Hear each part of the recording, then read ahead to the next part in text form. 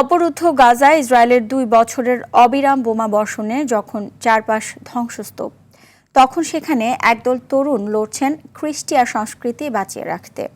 গাজার রিমাল পাড়ায় ধ্বংস হয়ে যাওয়া দালানের নিচ থেকে উদ্ধার করা বই নিয়ে গড়ে তোলা হয়েছে ফিনিক্স লাইব্রেরি।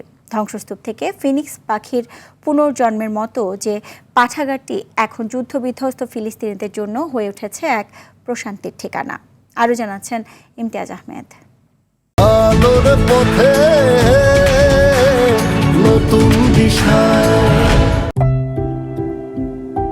বাতাসে বারুদের গন্ধ আর চারিদিকে শুধু ইটের পাহাড়। এর মাঝেই এক টুকরো শান্তি যেন হাতছানি দিচ্ছে গাজার রিমাল পাড়ায়। নাম তার ফিনিক্স লাইব্রেরি। পৌরাণিক ফিনিক্স পাখির মতোই যেন ধ্বংসস্তূপ থেকে ডানা মেলেছে গাজার এই নতুন জ্ঞান ভাণ্ডার। এই লাইব্রেরিটির জন্ম হঠাৎ করে হয়নি। গাজার বইগুলো উদ্ধার করার দীর্ঘ এক যাত্রার পরিণতি।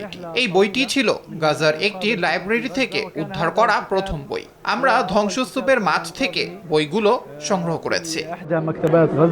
বিজ্ঞান থেকে শুরু করে ধ্রুপদী সাহিত্য, তরুণদের এই উদ্যোগে যুক্ত হয়েছে সব ধরনের বই।